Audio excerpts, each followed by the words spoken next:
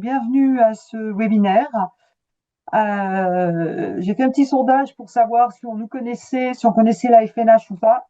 Donc un certain nombre de personnes nous connaissent, mais pas tout le monde. Donc je pense que ce serait bien de présenter un petit peu la FNH. On a beaucoup, Mhm. bien sûr, des hypnothérapeutes. On a beaucoup de personnes qui travaillent dans des milieux différents, psychologues, médecins, infirmiers, psychothérapeutes, coachs et autres. Voilà. Donc super. Merci à vous, merci d'être là ce soir. Et donc, on est ensemble pour une petite heure. Et l'idée de ce webinaire, c'est de faire quelque chose d'assez interactif avec Olivier.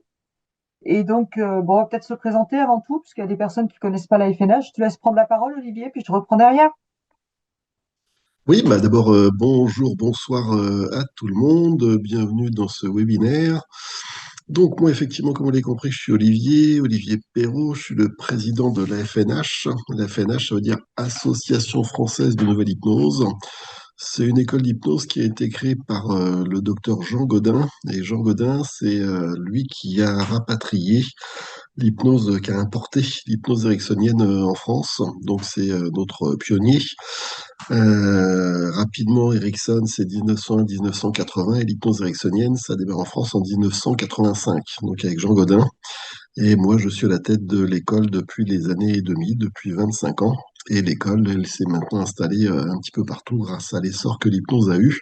Et donc, on est entre autres à Annecy avec Tania. Donc, la FNH, elle est présente à Annecy, à Paris, à Bruxelles, à Marseille, à Toulouse et aussi un peu à Genève. Voilà, pour présenter l'école rapidement, c'est une école qui est orientée profession de santé, donc on forme essentiellement infirmières, psychologues, médecins, dentistes, sages-femmes, kinés, sophrologues et tous les professionnels de santé et accompagnants. Voilà en deux mots. Parfait, merci Olivier. Ben, je vais me présenter à mon tour. Donc moi, je m'appelle Tania Lafort. Je suis effectivement responsable de l'AFNH sur Annecy, donc en collaboration avec Olivier. J'ai aussi une école de PNL sur Annecy. Je suis infirmière de formation et thérapeute en thérapie comportementale et cognitive et j'interviens aussi pour former les professionnels de santé en intra, c'est-à-dire avec Olivier, et aussi dans les services hospitaliers. Voilà. Donc, ravi d'être là ce soir. Le sujet amené par Olivier est déshypnotiser vos patients. Ce qui peut paraître surprenant, n'est-ce pas? Mais en même temps, qui a parlé à pas mal de monde. Et donc, l'idée, c'est d'aborder ce sujet. Donc, vos micros sont coupés pour l'instant, mais l'idée, c'est de, je vais laisser parler un petit peu Olivier, mais c'est de vraiment de répondre à vos questions. Certains d'entre vous ont posé des questions et vraiment que vous soyez libre. C'est vraiment ce webinaire se veut sous forme d'échange. C'est vraiment une belle opportunité pour échanger sur le sujet. Est-ce que tu veux ajouter quelque chose? Non, je pense qu'on peut démarrer maintenant. On est dans les temps, etc. Tu as pensé Ouais, à appuyer sur le bouton enregistrer, je crois. J'ai vu que oui, la discussion est absolument. enregistrée. Parce que Voilà. donc, il y a plusieurs personnes qui se sont inscrites, mais tout en prévenant qu'elles ne pouvaient pas être là ce soir à cette heure-là, et qui se sont inscrites pour avoir accès au replay. Donc, je pense que c'est clair pour tout le monde. On va enregistrer toute la réunion de ce soir, et donc vous pourrez vous-même y accéder en replay si vous en avez envie. Et ça permet aux gens qui ne sont pas là ce soir de pouvoir participer d'une manière ou d'une autre à la conversation. Donc, comme Tania l'a dit plusieurs fois, le but du jeu, c'est que ce soit le plus interactif possible. Donc, on laissera du temps aux questions. Et si vous avez des questions comme ça à chaud, vous pouvez, je ne sais pas comment on fait d'ailleurs là-dessus, mais vous levez la main, vous mettez vos questions dans le chat et puis on y répondra en temps réel si ça coupe pas trop la conversation. Mais voilà. Donc, le but du jeu, c'est d'être dans l'échange. Alors, Oh, juste vas-y. avant de te couper, pour réagir, pour ceux qui connaissent pas Zoom, en dessous, vous avez un petit cœur qui est réagir et vous avez levé la main. Donc l'idée, vous levez la main quand vous voulez réagir et puis ensuite, vous ouvrez votre micro et vous pourrez vous exprimer sans problème. Ça marche? Voilà. Ok, ou pareil, poser les questions par écrit dans le chat et puis on regarde régulièrement dans le chat ce qu'il y a comme questions.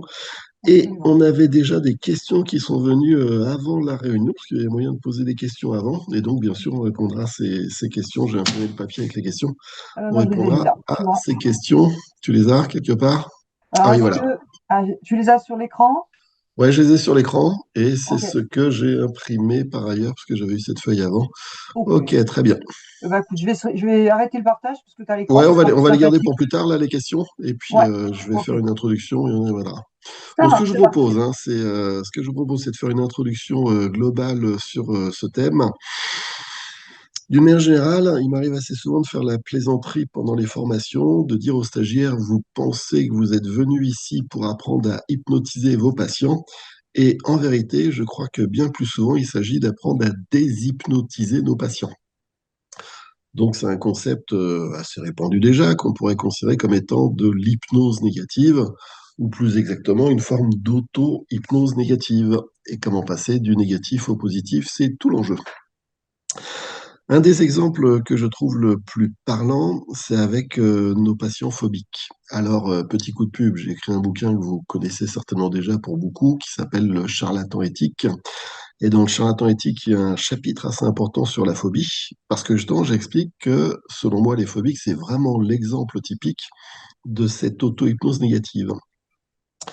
J'explique qu'un certain nombre de patients vont pouvoir accéder facilement à l'hypnose, parce que sans le savoir, ils font déjà de l'auto-hypnose. Dans ces patients-là, je mets les phobiques, je mets tout ce qui tourne autour de l'angoisse de performance d'une manière générale, mais l'angoisse de performance au sens assez large. Par exemple, je vais vous dire que l'insomnie, c'est aussi une forme d'auto-hypnose négative. C'est la peur de ne pas dormir qui fait que je ne dors pas. Et je veux bien dormir, c'est important pour moi de bien dormir, j'ai peur d'échouer, donc même l'insomnie, je la mets d'une façon générale dans l'angoisse de performance, comme celui qui va passer le permis de conduire et qui a la trouille, comme celui qui va passer l'oral du bac et qui a la trouille. À chaque fois qu'on a peur de ne pas réussir quelque chose, c'est aussi une forme d'auto-hypnose négative. Dans ces patients qui sont faciles à hypnotiser, il y a les phobiques, parce qu'ils sont déjà champions du monde de l'auto-hypnose, mais pas de chance, ils font de l'auto-hypnose négative, que je vais expliquer. Ça rejoint aussi une autre population, qui est d'ailleurs l'objet ici d'une question, c'est les patients qui sont victimes de trauma. Eux aussi, on peut considérer qu'ils sont dans une forme d'auto-hypnose négative. Et les patients qui sont victimes de trauma, comme vous savez, ils sont aussi champions du monde d'un autre aspect qui est la dissociation. Ils passent leur vie, il faut jamais généraliser, mais ils sont tout de même assez souvent victimes de dissociation. Et comme vous savez tous, l'hypnose, c'est venir déclencher une forme de dissociation. Donc on pourrait dire qu'eux, ils sont dans une forme d'hypnose permanente. Je vais reprendre comme fil conducteur le patient phobique. Le phobique, c'est quelqu'un qui a, prenons vraiment les phobies situationnelles, les phobies les plus courantes, il a repéré que, par exemple, il a peur de l'ascenseur. Au moment où il sait qu'il va être confronté à un ascenseur parce que demain, il doit rendre visite à sa copine qui a accouché, et que c'est à l'hôpital et que c'est au cinquième étage de la maternité, qu'il n'aura pas le choix, faudra peut-être prendre l'ascenseur, il est d'abord dans l'anticipation négative. Il y pense la nuit d'avant, ou quand on sait qu'on doit prendre l'avion si on a peur de l'avion, on y pense bien avant. On est dans cette anticipation négative. Et avec cette anticipation négative, on se fait des films. On imagine comment ça risque de mal se passer dans l'avion ou dans l'ascenseur. Mais on s'est tellement répété le film souvent qu'on finit par s'en convaincre. En hypnose, on utilise régulièrement la visualisation. On cherche à faire de la visualisation positive. Le phobique, il va faire de la visualisation négative. Il imagine comment ça va foirer. Sauf qu'à force d'imaginer comment ça va foirer, il s'est répété le film tellement souvent que ça devient une espèce de conditionnement, et conditionnement négatif. Du coup, si jamais il monte dans l'ascenseur, c'est pour se confirmer qu'il avait bien raison de ne pas vouloir y monter, parce qu'il va se sentir super mal dans cet ascenseur, ou la plupart du temps, après l'anticipation négative, il va être dans son second réflexe qui est la fuite et l'évitement. Donc il décide de finalement monter les 5 étages à pied plutôt que prendre l'ascenseur. Et une fois qu'il est dans l'escalier, il ressent une espèce de soulagement parce qu'il a échappé à ce qui lui faisait peur, l'ascenseur. Et quand il est dans l'escalier, il sent encore une confirmation en se disant: ah, ça va vachement mieux maintenant que je suis dans l'escalier. Vraiment, ça aurait été affreux dans l'ascenseur. Donc il laisse l'imaginaire en quelque sorte guider sa vie. Au passage, ça peut être utile de rappeler la différence entre la peur et l'angoisse. La peur, c'est du réel. Vous êtes en face d'un berger allemand qui montre l'écrou, vous n'êtes pas bien, c'est de la peur. Et vous avez peut-être raison d'avoir peur face à ce berger allemand qui montre l'écrou. Mais c'est du réel, parce qu'il y a vraiment un ennemi identifié face à vous. Quand vous imaginez ce qui pourrait arriver dans l'avion, ou quand vous imaginez ce qui pourrait arriver dans l'ascenseur, mais que vous n'y êtes pas encore, c'est purement de l'imaginaire, et ça, c'est de l'angoisse. Quand on dit que les enfants ont peur du noir, peut-être on devrait plutôt dire ils ont l'angoisse du noir. Parce que le gamin, il imagine les monstres qui pourraient être cachés sous son lit. Mais c'est pas du réel, c'est de l'imaginaire. Tout ce qui est du domaine de l'imaginaire, c'est de l'angoisse. C'est pour ça que pour les phobiques, l'antidote à l'angoisse, l'antidote à l'imaginaire, c'est quoi? C'est le réel. Et vous savez bien que les TCC, thérapie cognitive et comportementale, proposent comme stratégie depuis longtemps ce qu'on appelle l'exposition progressive. Mais s'exposer à ce que l'on craint. Si tu as peur des araignées, tu vas devoir approcher des araignées. La phobie, c'est vraiment un domaine où on soigne le mal par le mal, mais parce qu'il s'agit de se confronter au réel pour sortir de l'imaginaire, pour sortir de ces films négatifs qu'on se fait, qu'on se répète à longueur de temps, et qui finissent par devenir un véritable conditionnement. Au final, notre boulot, c'est de remplacer cette espèce d'auto-hypnose négative par une hypnose positive, les amener à visualiser que ça peut aussi bien se passer dans l'avion, les amener à imaginer que ça peut aussi bien se passer dans l'ascenseur, ce qui n'est pas naturel pour eux. Et c'est bien là qu'on a besoin de l'effet amplificateur de l'hypnose. On pourrait continuer sur les phobiques. Je rappelle juste rapidement un autre réflexe du phobique, hein. Dans ce chapitre sur les phobies, j'explique qu'il y a au moins trois mamelles, hein, c'est-à-dire trois réflexes qui vont nourrir la phobie. Premier réflexe, je l'ai cité, c'est l'anticipation négative. Deuxième réflexe, je l'ai cité, c'est la fuite ou l'évitement. Le troisième réflexe, vous le connaissez, c'est la demande d'aide. Je ne me sens pas capable d'aller à tel endroit, sauf si tu viens avec moi. Eh ben, paradoxalement, quand on accepte d'accompagner le phobique, on ne lui rend pas service, parce que là encore, on est en train de faire du renforcement négatif. C'est comme si on lui disait, oui, tu n'es qu'un petit enfant, tu n'es pas capable de faire les choses tout seul, et donc je valide qu'il faut que j'aille avec toi pour que tu deviennes capable de vivre la situation. Ce qui est, alors l'enfer est pavé de bonnes intentions, hein. C'est paradoxalement très sympa, mais sauf que ça va lui confirmer qu'il n'est pas capable de faire les choses toute seule. Et donc, de temps en temps, pour être thérapeute, il faut être un peu sadique, il faut être un peu méchant, mais pour montrer aux gens qu'ils sont capables de faire les choses tout seuls et qu'ils sont capables de plus que ce qu'ils se croient capables. Je pourrais continuer sur les phobies, mais je vais passer à d'autres sujets. Mais voilà, première illustration avec les phobiques. On devient phobique quand on a peur d'avoir peur. Le phobique, il a peur de ressentir des symptômes. Il imagine les situations dans lesquelles il va ressentir ces symptômes. Et l'hypnose fonctionne étant comme le cinéma. Quand je vais voir un film d'horreur, au moment où le monstre sort du placard, je sursaute. J'ai beau savoir que c'est un film, que c'est des images en deux dimensions imprimées sur une pellicule, que c'est pas du vrai sang et que c'est du ketchup, et que mon héros préféré, je vais le retrouver dans un autre film après parce qu'il n'est pas mort pour de vrai. Donc mon cerveau rationnel sait bien qu'il n'y a absolument rien à craindre. Mais il n'empêche que mon cœur accélère, que j'ai des paresthésies et des picotements au bout des doigts, et que j'ai vraiment peur pour de vrai devant ce film d'horreur, ou que je pleure quand l'histoire d'amour se termine par un décès ou je ne sais quoi. J'ai de vraies émotions, alors que j'ai beau savoir que c'est pour de faux. En hypnose, quand on visualise, que ce soit positif ou négatif, on sait que c'est pour de faux, mais on ressent les choses pour de vrai. C'est pour ça que le phobique, à force de se répéter ses films, il finit par vraiment y croire et par vraiment les vivre, et son corps développe des réflexes de mal-être, mais malheureusement des réflexes négatifs. Passons d'une manière générale, là, c'est la peur de la chute qui mène à la chute, c'est la peur de l'échec qui mène à l'échec.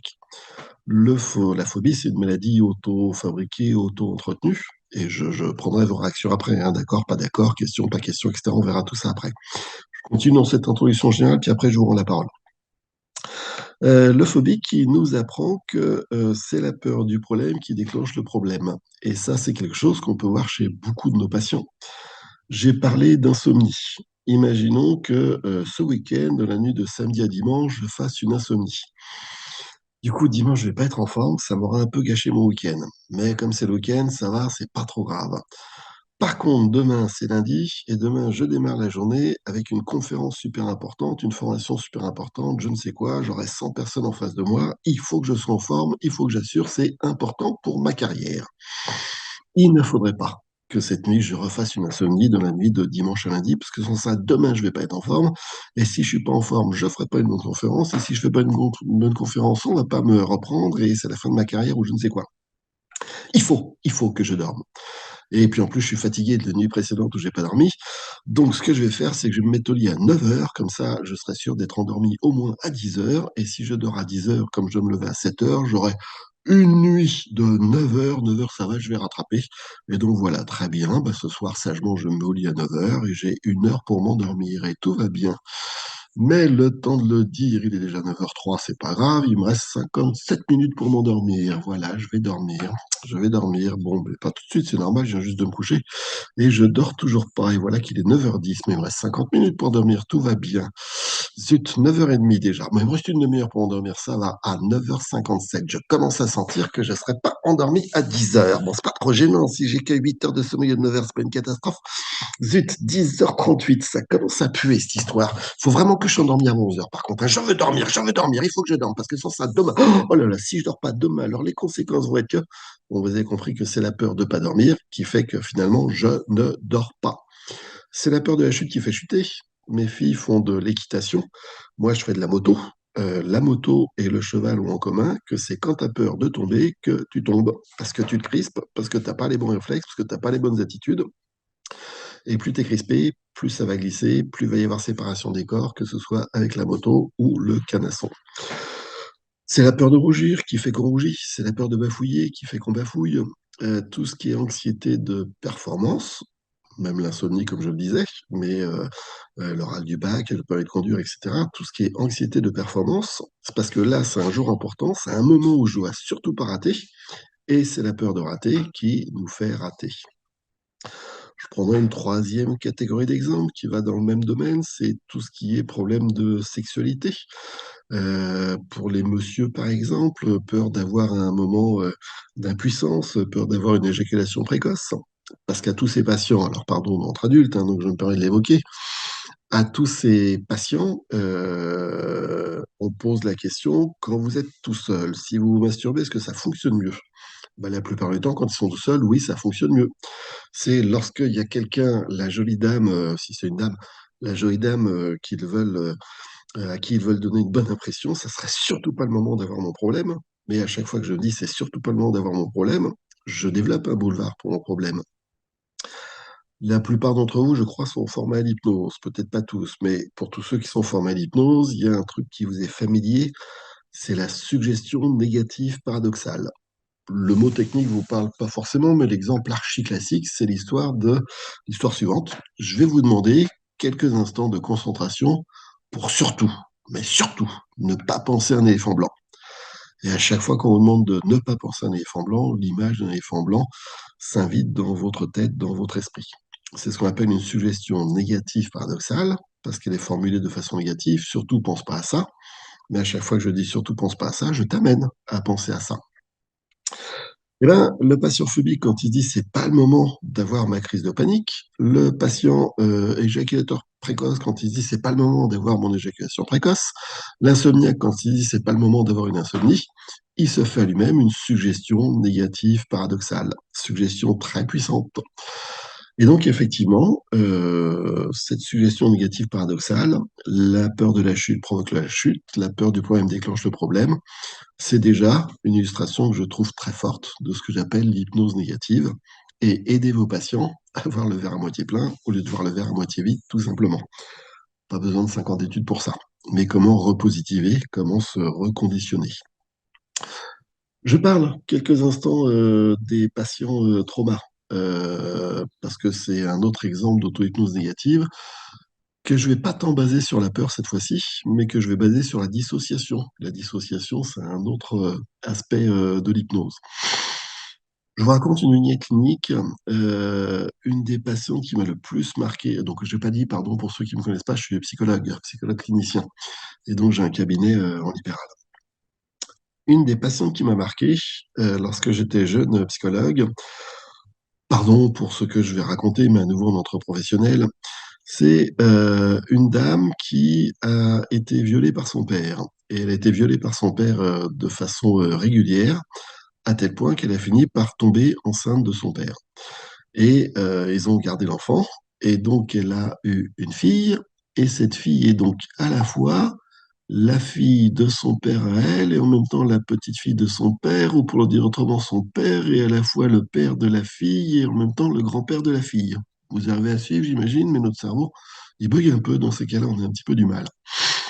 Je vous élargis un tout petit peu la vignette et le contexte. Les parents, donc le papa incestueux, entre autres, violeur, ils sont forains, c'est-à-dire que lui, il est traiteur et il va sur les marchés et tous les matins, à 4 heures du matin, je sais pas quoi, il est dans son labo pour préparer les produits qu'il va vendre sur le marché. Et ma patiente, eh ben, elle a passé toute sa vie à travailler avec ses parents sur les marchés. Et aujourd'hui, elle est adulte et sa fille qu'elle a eue de son père, donc, est adolescente. Et les parents vont prendre leur retraite. Et ma patiente, leur fille, décide de racheter l'activité de ses parents, donc le camion de traiteur qui va sur les marchés à 4 heures du matin. Là. Mais à 4 heures du matin, c'est bien embêtant parce qu'elle ne sait pas quoi faire de sa fille. Et donc, elle a décidé de trouver quelqu'un qui pouvait garder sa fille. Et je vois Tania qui se recule et qui fait la grimace parce que Tania a déjà compris que ma patiente, qu'est-ce qu'elle a trouvé pratique de faire garder sa fille par ses parents, donc par son père à elle, qui est en même temps le père de sa fille.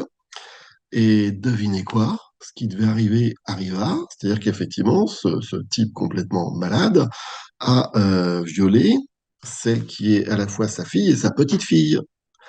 Et donc, ma patiente, quand elle a appris que son père avait violé sa fille, qui est en même temps sa petite fille, elle a fini par se dire, il y a peut-être un problème.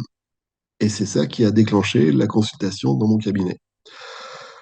C'était il y a plus de 20 ans, et quand je reçois cette patiente, je me dis, mais pardon, hein, mais elle est con ou quoi, elle? C'est quoi son problème? Sauf qu'à l'époque, je ne savais pas encore tout ce que je sais maintenant sur les patients victimes de trauma, parce qu'effectivement, on apprend toute sa vie. Sur le sujet, un bouquin que je vous conseille, il est vieux, il a 30 ans, c'est le bouquin d'Yvonne Dolan. Yvonne Dolan, D-O-L-A-N, qui est une des spécialistes de l'hypnose et des thérapies brèves orientées solutions. Elle a écrit un bouquin, le titre doit être Guérir et survivre à l'abus sexuel ou quelque chose comme ça. Au passage, aujourd'hui, on ne parle plus d'abus sexuels, parce que le mot abus n'est pas adapté. On abuse des bonnes choses. J'abuse un peu du chocolat, j'abuse un peu de l'alcool ou je ne sais quoi. Et donc, dans abus sexuel, il y a l'espèce de notion que, ouais, c'est pas si grave, c'est un abus, quoi. Et donc, aujourd'hui, le vocabulaire a changé et on ne parle plus d'abus, on parle de violence sexuelle. Dès le premier dérapage, dès la première agression, c'est pas un abus, c'est une violence. Sauf qu'il y a 30 ans, on n'avait pas affiné le vocabulaire de cette façon-là. Et le livre d'Yvonne Dolan, c'est Guérir celui de l'abus sexuel ou quelque chose comme ça. Même si le bouquin a 30 ans, il reste hyper pertinent. Et ça répondra d'ailleurs dans le bouquin à la question de la personne là, qui a fait référence aux abus sexuels, pardon, aux violences sexuelles, au trauma d'une façon générale. D'ailleurs, c'est une question sur le trauma, je crois. Mais je reviendrai plus précisément dans mon papier avec les questions tout à l'heure. Bon, alors je reprends ma patiente que j'arrivais pas à comprendre quand j'étais jeune psychologue. Après, j'ai lu Yvonne Delanne, et dans Yvonne Delanne, j'apprends exactement ça. C'est-à-dire que les patients qui ont été victimes d'inceste et de violences sexuelles à répétition sont des gens qui, pour se défendre, ont pris comme technique de défense la dissociation. D'une façon simple, vous avez déjà entendu ça dans les films ou je ne sais où, une patiente, pardon, une femme, c'est généralement des femmes, même si les hommes peuvent être violés, mais une femme qui va être victime d'un viol, et en quelque sorte, l'agresseur est armé, bah, c'est soit elle meurt, soit, entre guillemets, elle y passe, et il y a une espèce de mécanisme de défense qui est, OK, j'ai pas le choix, je vais y passer, mais tu m'auras pas. Moi, tu m'auras pas, t'auras que mon corps. Et en quelque sorte, elle sort de son corps et son esprit s'échappe on ne sait où. C'est la dissociation traumatique et c'est en même temps un mécanisme de défense. C'est pour survivre à l'événement. Donc, dans les films, on voit ça, une femme violée, elle sort de son corps et quelque part, elle dissocie. Bah, lorsque l'inceste est habituel, et pour ma patiente, c'est un inceste habituel, elle est devenue, en quelque sorte, championne du monde de la dissociation. Comme je vous dis que mes patients phobiques sont champions du monde de l'auto-hypnose négative et que c'est la peur du problème qui déclenche le problème. Elle est devenue championne du monde de la dissociation. Et Yvonne Dolan nous explique ça, que les patients abusés régulièrement, violentés régulièrement, deviennent des gens qui sont en dissociation permanente. Et que donc, de façon paradoxale, c'est eux qui sont le plus fragiles face au danger. Parce que là où nous, on va avoir des petites lumières rouges qui s'allument, parce qu'on voit des trucs un peu louches et pas clairs là qui se passent, bah eux, ils vont pas voir les signaux d'alarme. Ils vont pas les voir, ils vont pas les entendre, ils vont pas les sentir, parce qu'ils sont dissociés, parce qu'ils sont déconnectés, et que ce qui est évident comme le nez au milieu du visage pour plein d'entre nous, eh ben pour eux, ça va pas être évident. Et de façon paradoxale, les gens qui ont été violentés vont pas voir que l'histoire elle est sur le point de recommencer parce qu'ils n'ont pas les lumières rouges qui s'allument, mais parce qu'ils sont en permanence dissociés. Ils sont en permanence à côté de leur pompe. Et la clinique nous montre que c'est aussi des gens qui vont avoir plus souvent que d'autres, statistiquement, plus souvent que d'autres, des accidents de circulation. Parce qu'ils n'ont pas vu le feu rouge non plus. Ils étaient dissociés, ils sont pas arrêtés au feu rouge, ils sont passés, ils étaient ailleurs. Donc voilà, c'est des gens qui vont potentiellement avoir plus de problèmes, d'accidents de vie que d'autres, parce qu'ils sont pas là, ils sont ailleurs en permanence. Donc eux aussi, on pourrait les considérer comme étant dans une auto-hypnose négative, dans une dissociation négative, qui ne les protège plus, qui leur amène plus de soucis qu'autre chose, même si à la base c'est un mécanisme de défense. Yvonne Delanne vous explique qu'une grosse partie de son travail, pour elle qui est spécialiste de ces sujets-là, qu'une grosse partie de son travail, c'est de réassocier les gens, de les ramener dans le réel, de les faire sortir de la planète sur laquelle ils passent leur temps à se réfugier.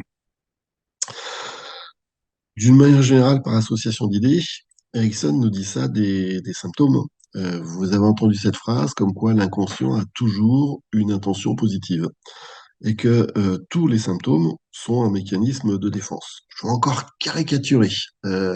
Souvent, après les traumas, il y a des troubles du comportement alimentaire. Je peux devenir anorexique ou je peux devenir boulimique. Mais dans les deux cas, devenir anorexique ou devenir boulimique, c'est en quelque sorte nier ma féminité. Soit je suis anorexique et j'ai plus aucune forme, je suis une planche à repasser et en quelque sorte je désinvestis tout, et en tout cas la sexualité et la romance, et même mes règles, et je me déféminise, donc je ne suis plus une proie pour les hommes. Soit je prends 50 kilos et à nouveau bah, j'ai plus de forme féminine et quelque part j'ai l'impression que je deviens invisible pour la jante masculine et que quelque part ça me rend service, ça me protège, au moins comme ça les mecs ils vont plus m'emmerder avec leur regard de prédateur. Alors, c'est bien embêtant, mais en même temps, c'est censé être une intention positive. Le symptôme est censé me rendre service. Et d'une manière générale, Erickson lui-même, Milton Erickson, nous disait bah, certains symptômes ont été utiles au moment où ils se sont originés, au moment où ils ont été créés, sauf que on est 20 ans plus tard et que les conditions qui ont déclenché le symptôme ne sont plus là, sauf que le mécanisme de défense, il est resté actif pour lui-même parce que on a beaucoup de mal à faire sa mise à jour. Ça me fait toujours penser à cette anecdote, qui est une histoire vraie. Faut que je révise, j'ai mis les références dans mon bouquin, mais là j'ai plus en tête. Mais grosso modo, dans les années 70, si je dis pas de bêtises, on a trouvé sur un îlot du Pacifique un Japonais qui ne savait pas, parce qu'il était sur son île déserte, sur son îlot désert, il ne savait pas que la Seconde Guerre mondiale était terminée dans les années 70, donc juste quelques 30 ans après la fin de la guerre mondiale. Et lorsqu'on a retrouvé ce pauvre mec sur son îlot désert, il avait toujours, lui, son fusil de la Seconde Guerre mondiale et il ne laissait personne approcher parce que sa mission, c'était de défendre l'île, de défendre son îlot. Et lorsqu'on lui a dit que la guerre était finie et qu'il pouvait déposer les armes, il a refusé de le croire parce qu'il pensait que c'était un piège de l'ennemi pour qu'on vienne prendre son îlot. Et dans son histoire à lui, ce qui a été salvateur, c'est que son chef je sais pas quoi, là, son chef de garnison, était toujours vivant et qu'il rentrait toujours dans son costume d'il y a 30 ans d'avant. Et le soldat japonais n'acceptait de déposer les armes que quand son propre chef est venu lui dire, lui donner l'ordre de déposer les armes. Alors on peut dire ce type, il était fou. Il avait un comportement qui était devenu fou parce qu'il était plus du tout adapté aux années 70. Mais il avait gardé son comportement totalement adapté à la mission qui était la sienne en 1943, 44, peut-être même 45. Un certain nombre de patients, c'est ça. À un moment donné, ils ont mis un mécanisme de défense en place, qui était certainement tout à fait écologique au moment où il s'est mis en place, sauf que 30 ans après, le mécanisme de défense subsiste, alors qu'il n'a plus aucune utilité, voire même qu'il se retourne contre eux et que ce qui était un comportement positif est devenu, avec le temps, quelque chose de négatif. Voilà pour quelques généralités. Je rajouterais, il se trouve qu'aujourd'hui, j'ai une patiente, je consulte aujourd'hui, j'ai une patiente qui, alors elle vient consulter pour maigrir, justement, mais elle m'explique au fur et à mesure qu'elle voit à quoi l'hypnose peut lui servir, qu'elle est chanteuse dans une chorale et qu'il y a une note de soprano qu'elle n'arrive pas à sortir la chorale. Mais ce qui l'énerve, c'est que quand elle est toute seule chez elle, elle arrive très bien à sortir cette note. Mais quand elle est dans la chorale, elle n'ose jamais la sortir parce qu'elle a peur que la note sorte mal. Et donc, elle ne la sort pas. Et ça, c'est quelque chose qu'on voit très souvent. Les gens ont peur de mal faire et du coup, ils font pas du tout. Et ça donne un comportement où, par peur de l'échec, je me prive du plaisir, de la chance de vivre les choses. Il y a une citation qui dit, le plus grand des risques, c'est encore de ne pas en prendre. Parce que si je ne prends pas de risque, je suis sûr de ne pas échouer, mais je suis sûr de ne pas réussir non plus. Le plus grand des risques, c'est encore de ne pas en prendre. Ça mène d'une manière générale, ça mène une attitude. Je reprends une expression de Gaston Brosseau, qui est une des personnalités de l'hypnose, un Québécois. Et j'avais entendu Gaston Brosseau utiliser cette expression que j'ai adorée, je lui ai repiqué depuis. Cette expression, c'est la suivante. Gaston Brosseau part d'une maladie assez grave qui s'appelle la sclérose en place. Vous avez bien entendu, c'est la sclérose en place et non pas la sclérose en plaques. Mais la sclérose en place, c'est ça. C'est les gens qui ont, vous savez tous que la zone de changement, c'est pas la zone de confort. Pour changer, il faut sortir de sa zone de confort. Et ma patiente, elle n'ose pas sortir de sa zone de confort. Elle n'ose pas essayer de sortir cette note parce qu'elle a peur de mal la sortir. Et bah, du coup, elle bouge pas, elle évolue pas. Et beaucoup de gens, justement, demandent à être remis au mouvement, à évoluer, à sortir de ce qu'on pourrait appeler d'une manière générale la sclérose en place. Ce qui me fait dire très souvent, ne laissez pas la peur diriger votre vie. Je pourrais continuer à bavarder, mais je vais pas non plus bavarder pendant une heure. Là, je vois que ça fait déjà une demi-heure que je bavarde. Donc, je vais laisser une première place à l'interaction. Puis, je crois qu'il y a des réactions qui sont venues dans le chat. Et puis, on a aussi les questions sur la feuille là, auxquelles répondre. Donc, voilà, je m'arrête de parler pour l'instant. Je laisse les réactions à chaud venir. Ou toi, Tania, tu as peut-être dû voir des questions qui sont sorties. Et s'il n'y a pas de questions, ben, je répondrai à celles qui sont sur le papier, là, qu'on a vu tout à l'heure. Moi, je trouve que ce qui est intéressant dans ce que tu dis, c'est ce qu'on constate aussi, c'est que tous ces patients qui sont quelque part en auto-hypnose négative, je trouve que c'est des patients finalement qui sont assez faciles à passer en hypnose. On le voit Oui, dans les centres hospitaliers. Je travaille beaucoup dans les centres hospitaliers et aussi avec les urgences SMUR. Eh ben, c'est quoi l'hypnose finalement? C'est un état de focalisation. Et là, ils sont tellement focalisés ou sur leur douleur ou sur leur stress qu'il suffit de les attraper où ils sont et que finalement, bon, on les bascule très rapidement. On peut les basculer très rapidement dans une hypnose positive. Donc, je trouve que ça, c'est très intéressant. c'est un autre exemple, ouais, tout à fait, oui. Ouais, Mm, ouais, mm. c'est vraiment un autre exemple. Et puis, je vais te laisser continuer. J'allais parler des parties. Quand, en thérapie des parties, c'est vrai que, euh, comme tu dis, ce symptôme qui a sauvé la vie aux gens à une époque, il était valable et il est plus maintenant. Et souvent, parce que j'ai vu dans les questions comment est-ce qu'on peut s'y prendre, contacter la partie qui a en hypnose, hein, qui a créé cette dissociation ou peut être une solution parfois pour aller travailler et justement pour faire passer le message de ce que tu disais comme le soldat sur son île, que la guerre est finie et demander à cette partie d'aller faire autre chose pour la personne. Parfois, ça peut faire partie des solutions. Voilà ce que Mm. j'avais envie d'ajouter par rapport à ton discours. Ça Voilà. me permet de rebondir rapidement dessus. C'est vrai qu'on on a fait plusieurs formations pour les urgentistes, etc.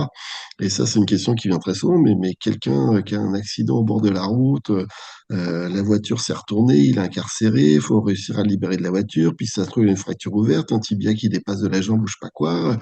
Comment on fait pour réussir à l'emmener en hypnose? Et ce qu'on répond régulièrement à nos urgentistes, c'est bah, vous embêtez pas de l'emmener en hypnose parce qu'il est déjà en hypnose.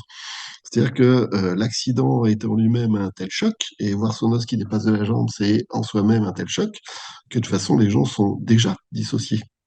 Plus tous les mécanismes de défense qui font que plus la douleur est importante, plus le corps va libérer des endorphines qui vont faire que on va se dissocier de cette douleur. Donc les gens sont déjà dissociés, ils sont complètement confusionnés parce qu'il vient de leur arriver, ils n'ont rien compris. Confusion, dissociation, c'est des ingrédients qu'on vous propose de mettre dans des inductions d'hypnose. Et donc, effectivement, ils sont déjà en hypnose. Donc, perdez pas votre temps avec l'induction. Rejoignez-les. En PNL, on dit rejoindre et conduire. Rejoignez-les là où ils sont. Et avec notre expertise, à nous de les amener dans une hypnose positive. Mais en tout cas, fabriquez pas l'hypnose, elle est déjà là avec la douleur. Sur thérapie des parties, oui, c'est exactement ça, hein. C'est, on va remercier la partie qui a voulu nous faire du bien, mais lui dire que voilà, aujourd'hui, ça devient un petit peu embêtant la façon dont elle s'y prend. Et elle qui a été si créative, est-ce qu'elle pourrait bien remettre sa créativité en route, mais pour nous trouver une autre façon, plus adaptée au contexte d'aujourd'hui, et qui ait moins d'effets secondaires négatifs en même temps. Donc, il ne s'agit pas de lutter contre la partie, au contraire de la remercier pour ce qu'elle a fait, et de lui demander de bien vouloir faire quelque chose de plus souple, adapté aux nouvelles conditions d'aujourd'hui. Pour rebondir sur ce que tu viens de dire. Est-ce qu'on avait des questions à chaud? Moi, j'ai pas regardé le Alors, chat. T'as regardé? Qu'est-ce qu'il y a comme commentaire, comme question? Qu'est-ce qu'on reprend? j'ai pas de questions précises.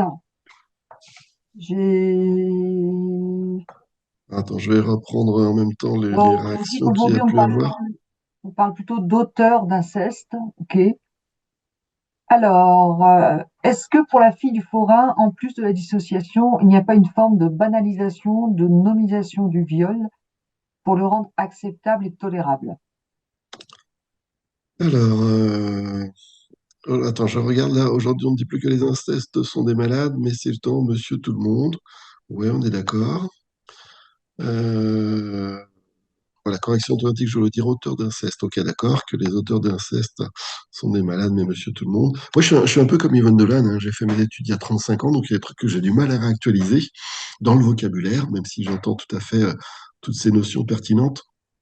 Une correction que je vous raconte, pendant des années, y compris en formation, je disais une femme qui s'est fait violer. Et un jour, j'ai une stagiaire qui m'a repris un peu sèchement d'ailleurs, en me disant une femme qui a été violée, s'il te plaît, Olivier. Mais sur le coup, je me dis qu'est-ce qu'elle me raconte, elle. Et puis je réfléchis et je laisse résonner ce qu'elle vient de me dire. Et puis je lui pose la question, mais pourquoi tu fais cette distinction? Et elle avait 3000 fois raison, bien sûr. Et depuis, je fais attention à ce que je dis. C'était cet automatisme, une femme qui s'est fait violer. Sauf que elle m'explique qu'on s'est fait faire une mise en pli, on s'est fait faire les ongles, mais on s'est pas fait violer. Parce que lorsque je me fais faire les ongles, c'est que j'ai envie d'aller me faire faire les ongles. Je me suis fait violer, j'ai aucune envie de me faire violer. Et donc, c'est pas une femme qui s'est fait violer parce qu'elle a rien fait pour ça, c'est une femme qui a été violée. Et en hypnose, on insiste tellement pendant toute la formation, moi je dis, vous allez apprendre à filtrer votre vocabulaire, qu'effectivement, toutes ces nuances, comme la différence entre abus sexuel et violence sexuelle, comme qui s'est fait violer, qui a été violé, ou auteur d'inceste, pas malade, mais monsieur tout le monde, etc. Toutes ces nuances sémantiques, c'est quelque chose d'extrêmement important. Et donc, merci pour tous ceux qui nous aident à nous corriger, à nous améliorer. Parce que oui, le mot a une puissance. Et donc, faisons attention, filtrons le vocabulaire. Quel mot on utilise? On fait attention à ça. Tout est suggestion. Donc, en hypnose, on fait attention à ça. J'aime l'idée de l'hypnose négative. Est-ce que la fille du fort, en plus de la dissociation, il n'y a pas une forme de banalisation, de normalisation du viol pour le rendre acceptable et tolérable? Oui, bien sûr, on peut dire ça, qu'il y a une forme d'habituation en tout cas, et que une fois que je me suis, vous savez, c'est l'histoire de la grenouille, la fameuse métaphore. Si tu plonges la grenouille dans l'eau bouillante, bien sûr qu'elle va s'agiter, qu'elle va chercher à échapper à cette eau bouillante. Mais si tu la mets dans une eau à température ambiante et que petit à petit tu élèves la température de la casserole, je sais pas si c'est vrai cette métaphore, parce que je vous avoue que j'ai jamais fait cuire de grenouille vivante. Ce sera vérifié. Mais en tout cas, l'image est parlante, même si scientifiquement parlant, ça tient peut-être pas la route. Et donc, effectivement, l'image, elle dit, si tu mets la grenouille dans l'eau à température ambiante et que tu élèves petit à petit la température jusqu'à la faire mourir de chaleur, bah, elle va rester dans ses casseroles. En tout cas, la métaphore explique ce qui peut se passer chez des femmes victimes de violences physiques. Vous savez que tous les 3 jours, il y a une femme qui est tuée sous les coups de son conjoint. Et on se dit, mais pourquoi elles ne se sont pas barrées plus tôt? Ben, elles ne se sont pas barrées plus tôt parce que ça commence jamais par une grosse tarte dans ta tronche. Ça commence par être des violences progressives, et puis je m'excuse, vraiment, je comprends pas comment j'ai pu en arriver là, c'est ma faute, pardon, pardon, pardon, mais le souci, ça recommence, et qu'il y a une espèce d'escalade qui se fait petit à petit, progressivement, et que, bah, du coup, il y a, est-ce que c'est de la banalisation, est-ce que c'est de la normalisation? Il y a une habituation, en tout cas, comme la grenouille qui s'habitue à la température de l'eau, et qui, du coup, oublie de sauver sa vie au bout d'un moment. Est-ce qu'il y a encore d'autres choses en dessous? Non, c'était ça la dernière réaction? Ok. Plus d'autres réactions après, c'est ça? Je vous propose de reprendre les questions sur le papier, parce que peut-être qu'effectivement, en plus, les gens qui ont posé la question sont parmi vous. Si vous êtes ici avec nous, signalez-vous quand je prends les questions dans l'ordre du papier, pour que je puisse vérifier avec vous que j'ai bien répondu à votre question. Première question, je suppose que les croyances limitantes et les faits nocebo seront au cœur de cette problématique. Oui, tout à fait. C'est un autre angle. Les croyances limitantes, c'est je pense pas que je sois capable de ça, et comme je pense pas que je suis capable de ça, bah, j'essaie pas de le faire. Ça rejoint un petit peu mon histoire de tout à l'heure. Le plus grand des risques, c'est encore de ne pas en prendre. Vous connaissez la citation qu'on accorde à Mark Twain, je crois. Ils ne savaient pas que c'était impossible, alors ils l'ont fait. Il paraît que ça a été la réponse donnée par Latécoère. Latécoère, c'est un aviateur qui a d'ailleurs donné son nom à des avions qui sont fabriqués aujourd'hui. Et Latécoère a été, si je ne dis pas de bêtises, le premier à survoler la cordillère des Andes. Et comme il était le premier, c'était un miracle, c'était impossible. Avant lui, personne n'avait pu le faire, c'était impossible. Et donc, quand il arrive de l'autre côté, Latécoère, les journalistes l'attendaient et lui disent, mais comment vous avez fait, c'est impossible. Et l'ATCOR leur a répondu, bah justement, c'est ça, je ne savais pas que c'était impossible, alors je l'ai fait. Quand on a une croyance limitante et qu'on pense que c'est impossible, bah du coup, on tente pas. On prend pas la peine de vérifier par l'expérience. Donc ça, oui, effectivement, on peut le mettre aussi dans l'auto-hypnose négative. Je ne me crois pas capable, alors je sais même pas, du coup, je me confirme que je ne suis pas capable. L'effet nocebo, oui, bien sûr, c'est exactement ça. Donc vous connaissez tous l'effet placebo. Si je pense qu'un produit va être bon pour moi, alors ce produit sera bon pour moi. Mais si je pense qu'un produit va être mauvais pour moi, alors ce produit sera mauvais pour moi. Et aujourd'hui, avec le fameux principe de précaution français, vous avez tous vu la notice des médicaments, elle fait 1 kilomètre de long maintenant. Il y a tous les effets indésirables qui sont possibles. Ben, il y a des patients qui sont champions du monde pour vous faire tous les effets indésirables, les uns après les autres, dans l'ordre précis du papier. Et l'effet nocebo, c'est ça. Il y avait eu une histoire, celle-ci, je ne sais plus si je l'ai vérifiée. J'avais lu dans la presse, faut pas croire tout ce qu'on lit dans la presse, mais j'avais lu dans la presse l'histoire d'un village où c'était Bouygues Télécom qui était en cause. Bouygues Télécom avait voulu développer dans le village la téléphonie mobile. Là, on était encore à la 3G à l'époque. Et donc, Bouygues Télécom monte des antennes 3G, mais ils en montent une en plein centre du village. Et autour de cette antenne 3G en plein centre du village, il y a des gens qui étaient électrosensibles. Je crois qu'on appelle ça comme ça, les patients qui sont sensibles aux ondes, etc., etc. Et donc, ces patients électrosensibles, ils ont développé des maux de crâne, ils dormaient plus, ils ont eu plein de problèmes. Et puis, comme ils parlaient aux voisins de tous les problèmes qu'ils avaient à cause de l'antenne, eh ben, les voisins se sont mis aussi à avoir mal au crâne et à avoir mal au ventre et à avoir des symptômes. Et au final, ça a été la totalité du village qui a développé des symptômes. Donc, ils ont décidé de monter un collectif et ils ont porté plainte contre Bouygues pour que Bouygues démonte son antenne. Et Bouygues a laissé l'histoire aller jusqu'au tribunal. Et au tribunal, Bouygues est venu avec plusieurs huissiers et ils ont dit, alors, on veut bien que tout le monde ait mal au crâne, on veut bien que tout le monde ait mal au ventre, on veut bien que ce soit à cause de l'autre antenne, mais il va juste falloir nous le démontrer parce que figurez-vous que les premières plaintes sont arrivées avant qu'on ait eu le temps de brancher l'antenne, de la raccorder. Ça veut dire que cette antenne, qui est censée être responsable de tous vos maux, elle n'a jamais été branchée. Les huissiers sont là pour la tester. Et donc maintenant, j'attends les preuves de ce que notre antenne, qui est juste un gros râteau en ferraille, parce qu'elle n'a jamais eu le temps d'être accordée, est la responsable de tous vos maux. Eh bien, figurez-vous que du jour au lendemain, tout le monde a été guéri dans le village. Alors, super. J'ai pas vérifié cette anecdote que je me rappelle avoir lu dans la presse. Je n'ai jamais cherché dans Google ou dans ChatGPT, etc. Mais c'est partie des choses qu'on peut vérifier, voir si je les garde comme histoire vraie ou si c'est juste une métaphore, un peu comme l'histoire de la grenouille. Mais pour ce que j'en crois, l'histoire était vraie, à vérifier. Moi, j'aimerais rebondir sur ce que tu dis avant de répondre aux questions qui sont comment déshypnotiser un insomniaque et comment déshypnotiser un patient. Et Je puis on voudrais a les autres simplement, questions du papier aussi. ouais, je voudrais faire un lien justement par rapport aux croyances pour répondre aux questions du papier. Mhm. Et je voudrais juste vous partager une diapo, voilà, qui est une diapo que je présente souvent. Est-ce que vous voyez mon écran? Ouais, moi je le vois en tout cas. C'est bon, vous voyez le schéma? Ouais, ok. Donc, cette diapo, c'est les niveaux logiques de Robert Dills. Effectivement, ce qu'on dit exactement, c'est que sur les croyances, c'est que les croyances qui sont à haut niveau logique, et quand je crois quelque chose, bien entendu, comme tu le dis, si je crois que je vais pas dormir ou je crois, bref, ça va complètement influencer mes émotions, mes comportements, voire mon environnement. Et donc, dans l'environnement, bah, on est sur l'effet, comme dans l'effet placebo. Si je reprends ton exemple avec l'antenne, je crois qu'il y a l'antenne qui va me donner du mal de crâne, j'en arrive réellement à avoir un mal de crâne dans mon corps, là, mon corps Mhm. et l'environnement. Donc ça confirme complètement et en général on dit toujours que notre inconscient essaie d'assurer ce qu'on appelle notre cohérence subjective. Et au niveau des croyances, effectivement, quand je crois quelque chose, on dit souvent je crois ce que je vois et c'est faux. C'est je vois ce que je crois. Mhm. Dans l'effet placebo, l'effet nocebo, il y a une étude que j'avais présentée au congrès d'hypnose à Annecy où dans la communication thérapeutique, on va dire, donc ça c'est une étude là pour le coup, vous devrez les coordonner si vous voulez, mais ça a été validé. On donne de rémifentanil à une personne lors d'un essai en disant rien du tout. C'est un médicament, voilà, qui fonctionne.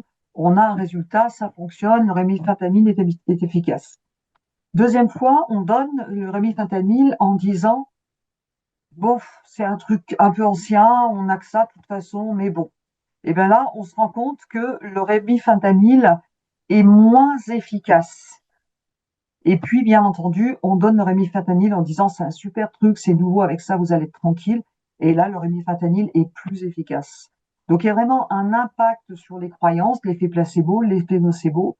Et là, effectivement, notamment chez des patients en hypnose négative et en milieu hospitalier et autres, je pense que ce qu'on dit va vraiment influencer les personnes. Je vais couper simplement ça. En tout cas, ça, c'est un schéma très intéressant, l'idéologique, que j'utilise beaucoup, beaucoup en hypnose.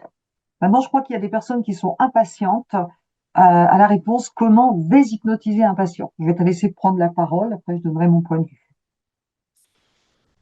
Alors ça rejoint la question sur le papier juste suivante, hein, parce que la question d'après c'est bonjour, très intéressé. Je dis justement souvent à mes consultants que c'est une hypnose négative. Mais ensuite, je ne sais pas trop comment enchaîner, comment les aider à en sortir. Je leur dis qu'on va mettre un grain de sable pour faire dérailler cette machine de cercle vicieux. Mais, trois petits points. Euh, Aux collègues ou à la collègue je suppose, parce qu'elle marque très intéressée et eux, donc je suppose que c'est une collègue. À la collègue qui pose cette question, je me permettrai de proposer une petite correction. Je tutoie facilement, donc si tu es là, je tutoie. De proposer une petite correction, parce que quand tu dis on va mettre un grain de sable pour faire dérailler cette machine à cercle vicieux, j'ai l'impression qu'on met du négatif, le grain de sable, dans du négatif, la machine à cercle vicieux. Et en hypnose, je suis devenu très sensible à tout ce qui est langage positif. C'est ça qui me fait un tout petit peu réagir. Vous avez compris l'histoire de la suggestion négative paradoxale. Évitons le négatif parce que le négatif déclenche le négatif, le positif amène le positif. Pour les Français, c'est difficile de parler positif parce que nous, les Français, je vous rappelle qu'on est le peuple qui a pris l'habitude de dire j'ai été faire un petit resto, il est pas dégueulasse. Et puis le mec, il était pas con là, qui nous a servi. Et finalement, tu vois, c'était pas trop mal. Vous voyez, j'ai fait trois négations pour vouloir dire que j'ai passé une bonne soirée. Comme je dis toujours, un extraterrestre qui débarque en France, il va avoir du mal à comprendre qu'on est content de ce qu'on vit, hein, parce que on passe par du négatif pour décrire du positif. L'hypnose nous apprend à être très, très, très, très, très dans le positif. Ça a inspiré la psychologie positive. Donc, comment déshypnotiser mes patients? Eh ben, il s'agit de remplacer l'anticipation négative par l'anticipation positive. Il s'agit de remplacer la peur par de la confiance. Il s'agit de remplacer le négatif par du positif. Un petit truc tout bête, c'est d'utiliser par exemple la lévitation. Prenons l'exemple d'un enfant, parce que les enfants, ils font tout beaucoup plus vite et ils sont beaucoup plus doués que les adultes. Mais un enfant, je vais par exemple lui dire, bah tiens, il y a la porte de mon cabinet qui s'ouvre, il a les yeux fermés, hein, il est dans son hypnose, hein. Il y a la porte de mon cabinet qui s'ouvre, il y a un ballon qui est en train de rentrer en flottant. Tu le vois, le ballon, il est de quelle couleur? Et le gamin va me dire, c'est un ballon rouge, par exemple. Ouais, il y a une ficelle en dessous, elle est de quelle couleur la ficelle? Ah bah, la ficelle, elle est bleue, d'accord, c'est un ballon rouge avec une ficelle bleue, mais il est tout à fait rond, le ballon, ou il a la forme d'un personnage un peu? Ben non, c'est la tête à Mickey, d'accord. Donc la tête à Mickey est rouge avec une ficelle bleue en dessous, d'accord, très bien. Et t'as vu, le ballon, il s'approche de nous, et regarde, et la ficelle, et le ballon, il vient juste au-dessus de ton bras, et regarde, il y a la ficelle qui est en train de s'attacher autour de ton poignet, et le ballon, il se gonfle encore plus, et quand le ballon, il monte, et ben ton bras, il va monter. Avec des enfants, une lévitation aussi bête que ça marche à tous les coups. Et si je dois filer un petit coup de main avec un début de catalepsie, toucher sa main à l'endroit où il est censé avoir les ficelles du ballon là qui s'attachent, et donc le gamin va effectivement avoir son bras qui monte. Et là, je lui fais ouvrir les yeux et je lui fais constater que quand il imagine le ballon, parce que tu as vu, il n'y a pas de ballon pour de vrai, quand il imagine le ballon, et ben le ballon imaginaire a la capacité à soulever son bras. Et que donc, tout ce qu'il va imaginer de positif pour lui, c'est des choses qui peuvent arriver. Il imagine des monstres, et ben, il a vraiment le ventre qui se plie en deux parce qu'il a peur du monstre qu'il a imaginé sous le lit. Et ben, on va lui apprendre à imaginer des protecteurs, par exemple. Et quel super-héros pourrait venir le protéger de tous les monstres qu'il imagine. Et on va faire intervenir son super-héros préféré s'il faut, ou lui donner une cape d'invisibilité de Harry Potter ou je sais pas quoi. Donc, comment est-ce que tu vas pouvoir retourner vers à moitié vide, vers à moitié plein? Comment est-ce que tu vas retourner ton imagination en positif pour qu'elle te fasse du bien, pour qu'elle te protège? Avec les phobiques, j'ai mis des démos sur ma chaîne YouTube et il y a une démo d'une patiente qui a peur des araignées où je lui fais imaginer une pauvre araignée qui va vivre plein de mésaventures, et par exemple une araignée qui doit apprendre à faire du patin à roulettes. Mais je rappelle qu'une araignée, elle a plein de pattes et qu'un patin à roulettes, ça va être compliqué, là, des patins à roulettes à chacune de ses pattes, et ça fait combien de roulettes d'ailleurs à la fin? Et puis après, mon araignée, je la mets sur du patin à glace, c'est encore pire. Et puis après, mon araignée, elle apprend à se maquiller, et ça devient finalement une araignée drag queen qui sort en boîte de nuit avec d'autres copines, araignée drag queen. Et au bout d'un moment, mon phobique qui imagine l'araignée drag queen, il finit par se marrer et par avoir le sourire. Et quand un phobique des araignées commence à se marrer en imaginant une araignée, on a déjà gagné des points. Et puis, je peux lui faire imaginer cette araignée en étant blanc, étincelant, comme un diadème ou comme une broche. Vous connaissez la Villeni, le champion de mathématiques qui a eu la médaille Fields de mathématiques. Il a toujours une broche en forme d'araignée sur ses costumes. Et donc, imaginez les bijoux de la Villeni ou des choses comme ça. La seule chose que je fais dans ces cas-là, c'est faire changer le regard sur la chose, la faire imaginer autrement. Il y a une phrase de philosophie qui dit: La souffrance n'est pas dans la chose, mais dans la représentation que nous en avons. C'est la façon dont je vois les choses qui font qu'elles me posent problème ou me posent pas problème. D'ailleurs, quand Erickson propose des recadrages, il propose simplement une façon différente de voir les choses. Et donc l'hypnose va être un amplificateur et permettre d'amplifier ces recadrages. Après, sur les phobies, par exemple, j'en parle pendant 2 jours complets minimum, donc c'est un peu difficile de donner une réponse comme ça en quelques minutes, mais voilà pour donner un espèce d'exemple, une espèce d'illustration qui peut nous mettre sur la piste. Je finis peut-être avec les questions, il en restera là des questions sur la feuille. Autre question, sujet très intéressant que j'utilise entre autres dans l'arrêt du tabac et la perte de poids pour défaire les croyances. Intéressé de voir vos points de vue, vos approches. Donc là, il n'y a pas vraiment de question. Dans le tabac, on pourrait dire qu'il y a une espèce, c'est devenu un réflexe conditionné en quelque sorte. Et les gens disent, non mais tu vois, s'il y a une soirée, si on boit, alors là, je sais que je vais fumer plus, etc. Il y a des situations dans lesquelles, effectivement, c'est un conditionnement. Et ben, comment sortir du conditionnement négatif pour aller vers un conditionnement positif? On peut être la cigarette ou je vois un gâteau, je ne peux pas résister. Comment voir le gâteau autrement? Comment faire une affreuse araignée là pour apprendre à lui résister, par exemple? Je voudrais avoir une connaissance approfondie de l'hypnose négative et connaître les leviers pour aider les patients phobiques, entre autres. Je voudrais savoir si les pensées obsessionnelles d'une autre nature peuvent être traitées ainsi. Alors, connaissance approfondie de l'hypnose négative, ça ne sera pas approfondi ce soir, moi, à donner des pistes. Connaître les leviers pour aider les patients phobiques, entre autres, bah, je renvoie au chapitre de mon bouquin où je renvoie la. On a une formation phobie à Paris en janvier et je ne sais plus si elle est prévue à Annecy ou pas, mais de toute façon, elle sera C'est prévue ça, à en Annecy fait. à un moment ou l'autre. Mhm. Et puis bah, j'ai donné quelques éléments là ce soir, parce que ça fait déjà 1 heure qu'on parle pour pas être trop long. Sur les pensées obsessionnelles, c'est d'un ordre différent, les pensées obsessionnelles. D'une manière générale, TOC et phobie, c'est la même source d'angoisse, sauf que les TOC sont, ou les pensées obsessionnelles d'une manière générale, sont plus rigides. Ce qu'obsessionnel est plus rigide que les phobies.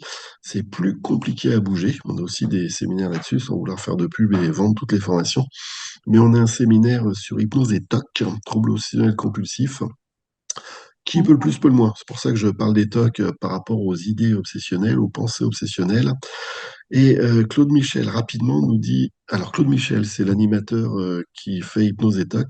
Il a écrit un bouquin, donc si vous voulez son bouquin, c'est chez Satas aussi, et ça doit s'appeler tout simplement Hypnothérapie des TOC, je pense, le bouquin de Claude Michel chez Satas.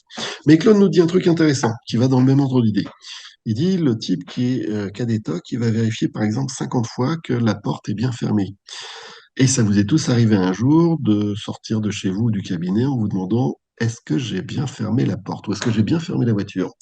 Bon, ben dans ces cas-là, vous faites demi-tour et vous allez vérifier. Vous posez la main sur la poignée, vous pressez la poignée et vous poussez sur la porte et vous voyez si elle résiste ou pas. Bon, mais vous vérifiez une fois.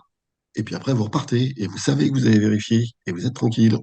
Celui qui est obligé de vérifier 50 fois qu'il a bien fermé la porte, ça veut dire quelque part que les 49 premières fois, il n'était pas là. Et pourquoi il n'était pas là? Parce qu'il était dissocié. Et donc Claude Michel, dans son bouquin, va aussi vous proposer des protocoles de réassociation. Il y a des choses qui sont purement de la pleine conscience, hein, etc., etc.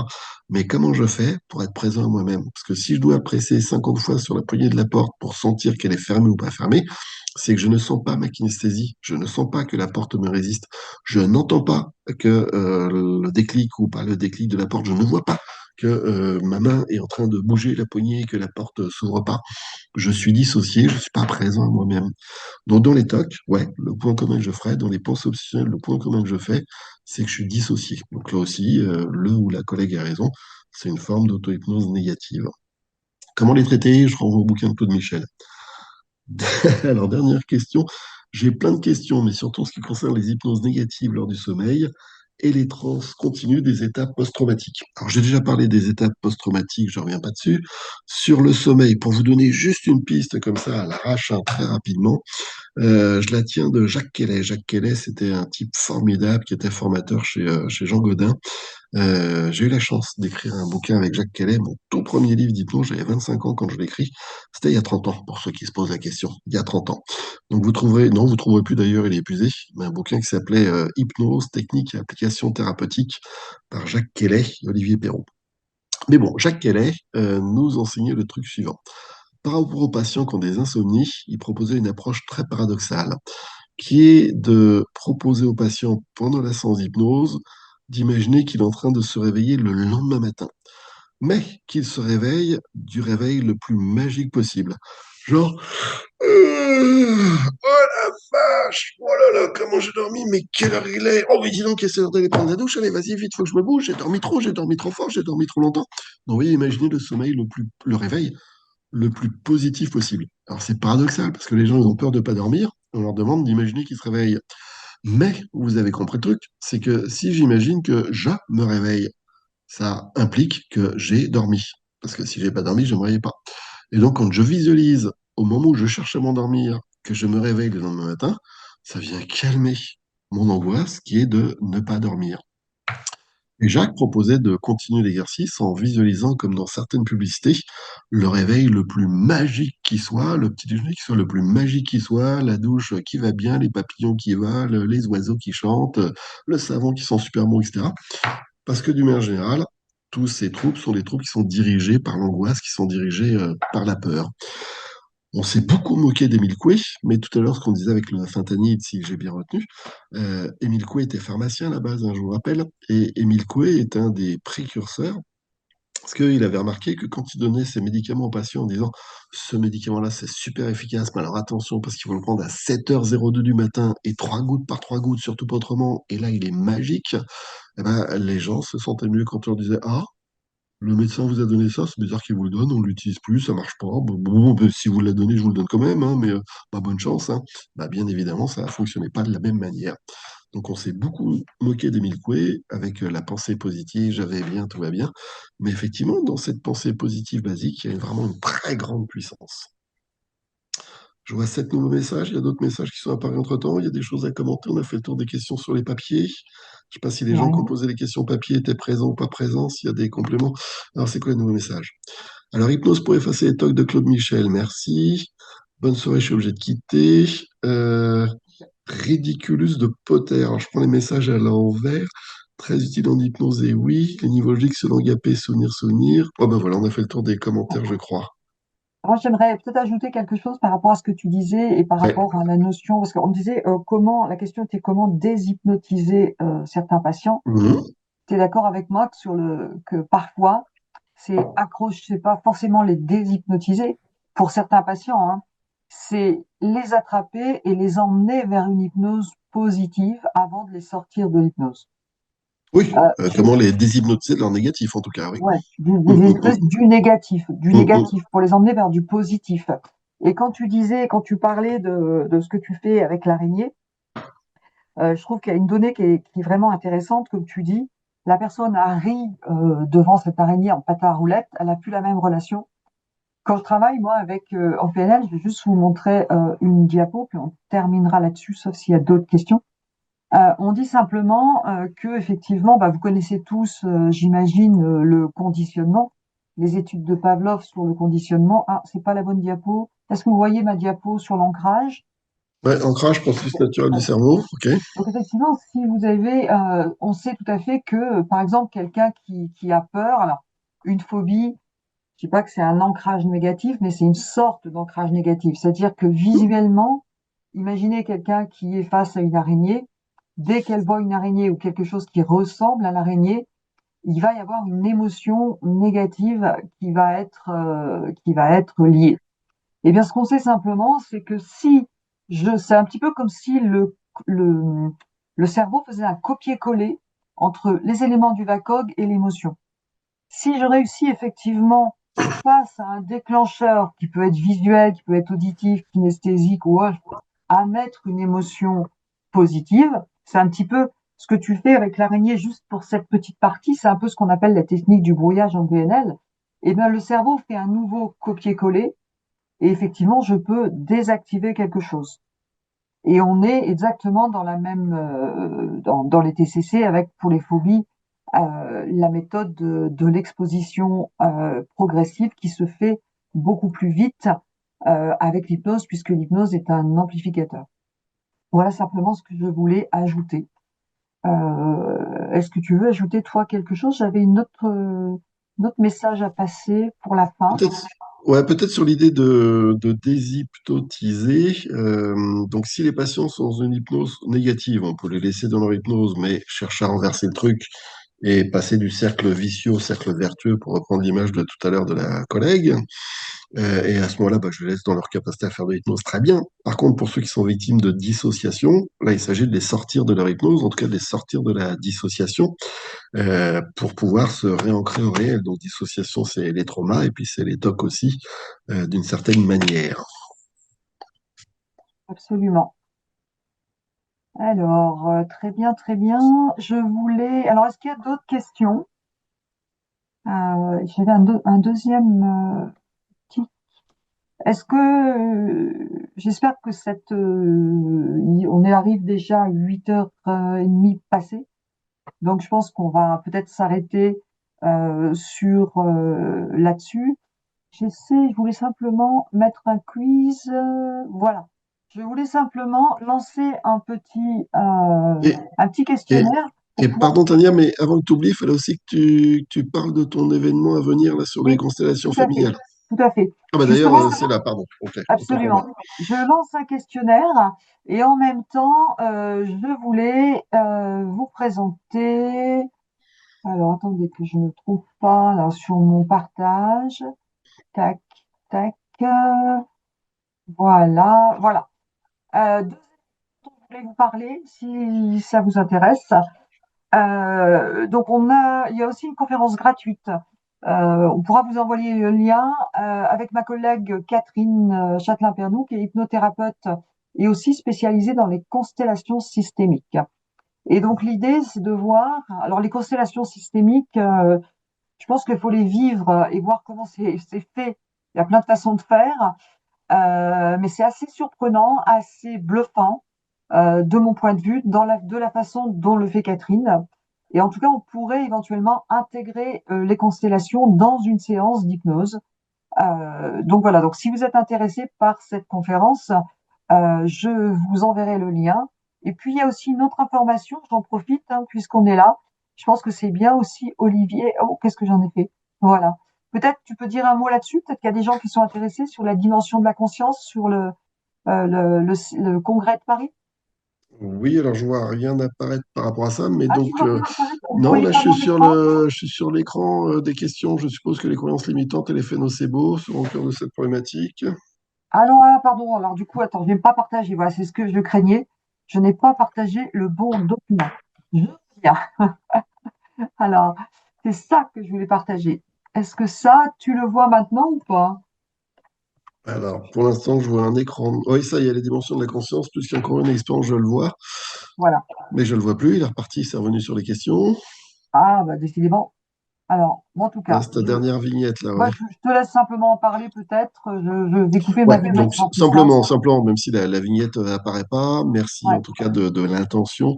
Euh, donc on fait chaque année un ou deux événements importants, en tout cas plus importants.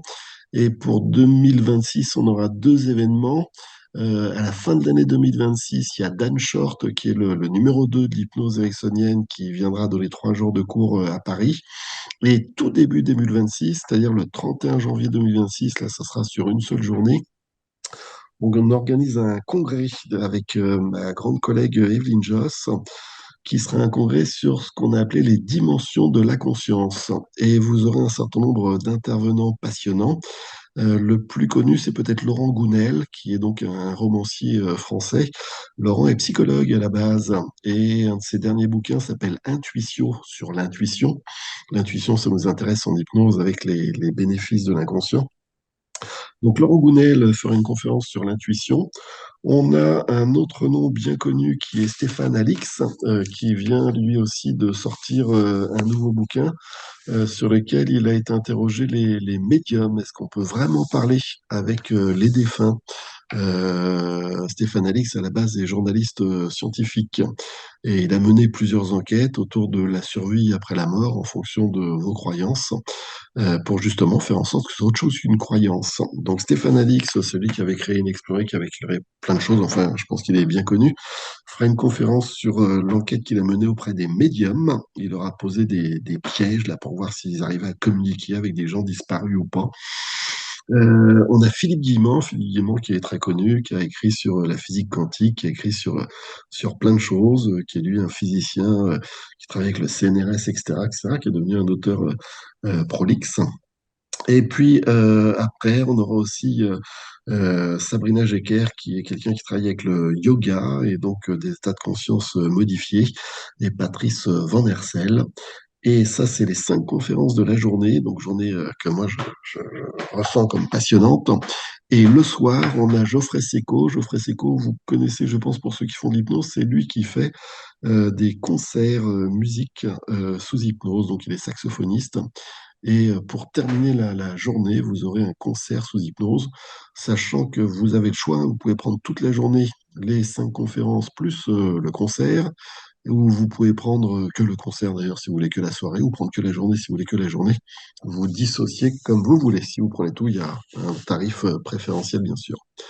Ça sera donc le samedi 31 janvier à Paris au théâtre de l'Alhambra, avec les noms que je vous ai donnés, plus Evelyne Joss et moi-même. Merci de cette vignette. Bon, bah, super. Et puis, encore une question peut-être.